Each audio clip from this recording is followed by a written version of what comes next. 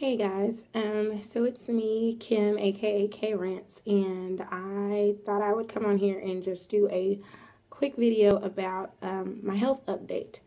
So, for the last 4 months, I have been going through a lot of testing because my rheumatologist, of course, said I had scleroderma. So, of course, back in July, I started taking Plaquenil.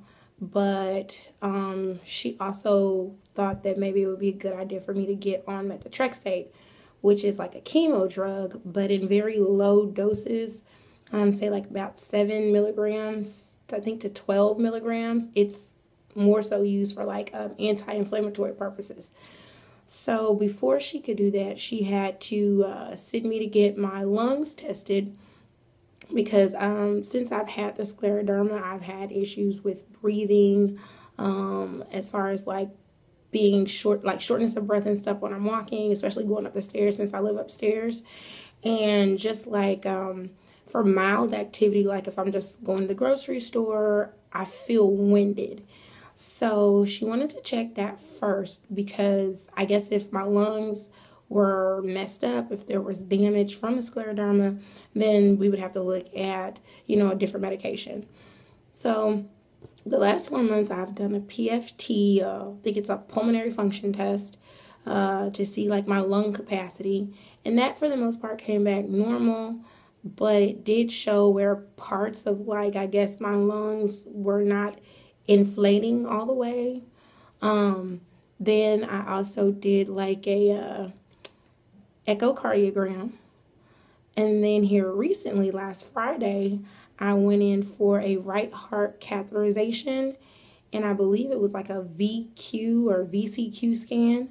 So, of course, the echocardiogram was just to check my heart and everything, which thankfully that was fine as well. So I'm very thankful for that. And then I also did the VQ scan, which was to see if I had any blood clots. And then the right heart catheterization was to see if I had pulmonary artery hypertension, because from previous chest x-ray that I had, it showed where I had elevated pressure. And also I learned as well over these last 4 months that I have reflux disease.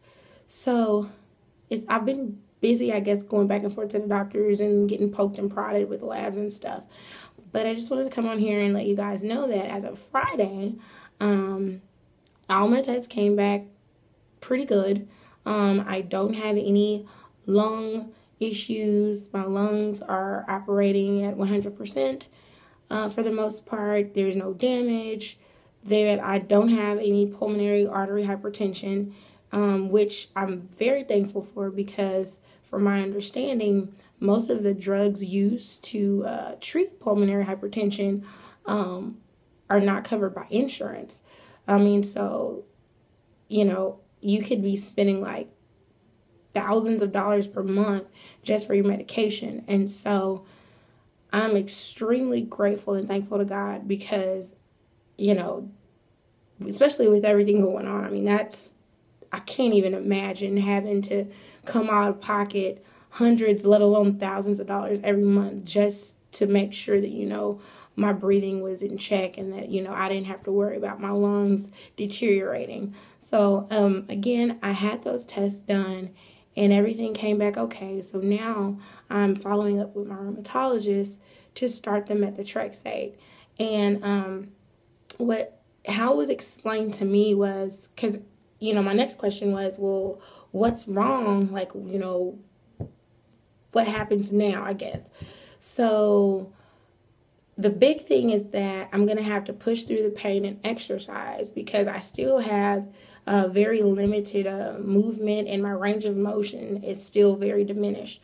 So in order for me to, get back to normal, so to speak, to where I'm able to, like raise my arms over my head and, bend down without feeling like my hips or something's going to pop, I need to do more exercise. But right now I'm just really, really stiff. And then I'm in Texas, so our weather here is just all over the place. So one day it's like 80 degrees, the next day it's like 30, 40 degrees. And so that really actually has impacted one, if I'm able to just get out and walk, and two, my joints are just like, oh, I don't want to do this. This is too much.